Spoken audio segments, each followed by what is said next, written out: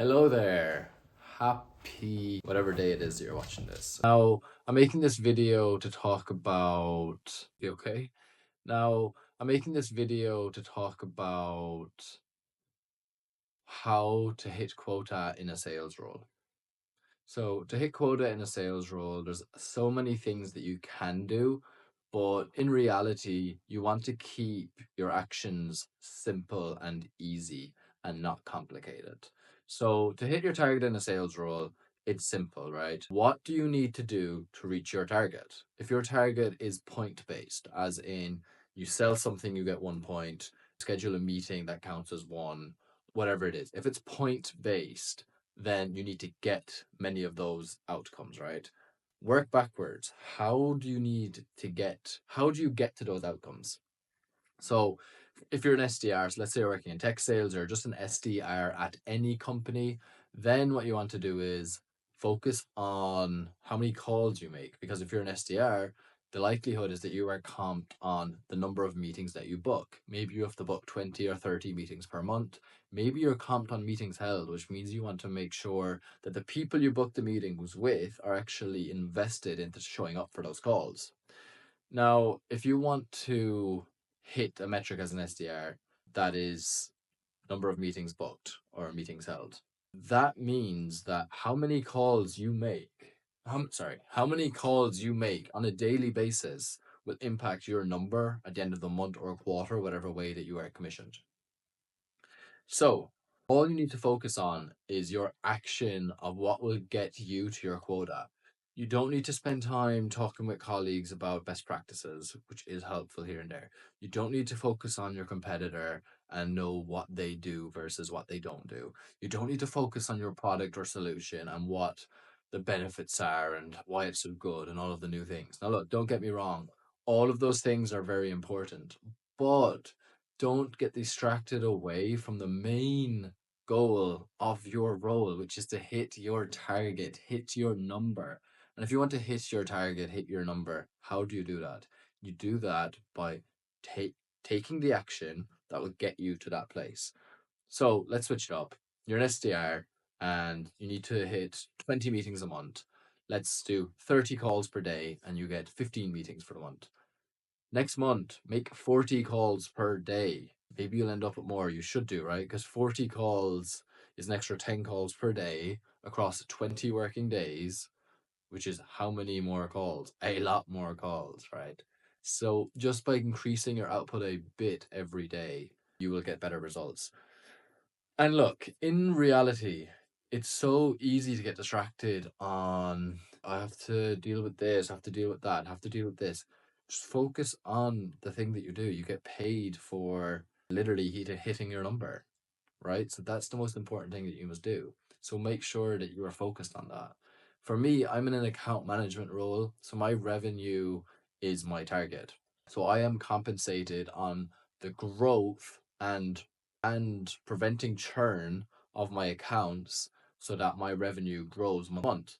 Now, for me to get to a place where I hit my target, what does that mean? I manage a lot of accounts. I'm managing about 1,200 accounts, so a lot. Most of the revenue is going to come from the top 100 accounts, right? So what I do is I need to focus on contacting these high revenue accounts of mine, asking them, how's business? Do you need anything from me? If there's anything you need, let me know. Update them on some of the new features and company news. What about the other accounts that bring in maybe another fair chunk of the revenue, albeit maybe not the majority, but they're still there? Send them emails, reach out to them, and still let them know that I'm there to look after them. So for me, in my role, account management role, I must remember that my revenue is focused. My revenue is the goal. So, and how do I stay on top of that? It's by calling these accounts, having a good relationship with them, and ensuring that they're happy. That's how. And let's say you're in a closing role. I've never done a closing role, but if you're an account executive and you need to reach a certain amount of revenue per quarter or a certain amount of point-based system per quarter, what are you comped on? You're comped on closing a deal. How do you close a deal? You close the deal through a meeting. How do you get a meeting? Maybe you get a meeting through an SDR. Maybe you have to book it yourself. If so, then you put all your focus on booking more meetings for yourself. If they're already booked for you, then you focus on your pipeline and the meetings you've held already with those people, call them up and see if they want to buy. So sales is relatively simple and it gets overcomplicated based on thinking there's way too much to do, because there can be a lot to do. And I'm noticing that firsthand right now, which is the reason I'm making this video, because I'm an account manager managing 1,200 accounts, and I get a lot of emails from partners wanting help with a support issue, with a billing issue, with an accounts issue, with a there's so many things that come in my way, and I'm having to realize that I need to focus on what gets me paid, what my role is for. We have a great support team, we have a great billing team, we have a great accounts team, and I have to use those departments in conjunction with my role. So, look, sales is simple, don't overthink it. Something that's helped me tremendously past this is asking myself, am I thinking about doing something or am I actually doing it? Because if you're thinking about doing it, why? If you're thinking about doing it, it means you should be doing it. Decrease that time it takes to think about doing something and then just actually do it. Then you're actually living in the now, right? Because when we're thinking about stuff, we can think of one thing. Let's say we don't do it. Think of another thing. We don't do it. Think of a third thing. We don't do it. And by constantly thinking about things, we overwhelm ourselves. We're like, I have to do this, have to do that, have to do blah. Put it out. What do I have to do? Do it. If you don't know how to do it, if you don't feel fully confident doing it, if you don't feel fully comfortable doing it, just do it. You will learn by doing. Planning without doing is less effective than doing without a plan in most cases.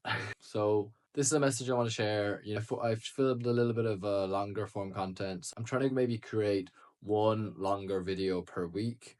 Maybe Wednesdays will be my day that I post these. I watch a lot of YouTube, and I know a lot of YouTubers have super cool backgrounds. My background is not super cool. Well, I think it's pretty cool. I like my locker, I like my plant, I like my keyboard. There's some storage boxes there, suitcase and hoovers over there. If you know anything about me, I live in Amsterdam, which means I do not have the luxury of having large storage rooms for suitcases and stuff like that. So, living in Amsterdam, your apartment is relatively small. I want to get into shooting some longer form content, which is why I'm doing this. Try to.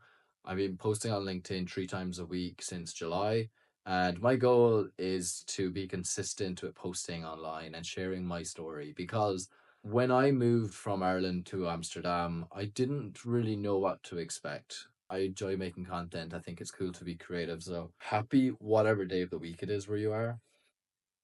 Peace.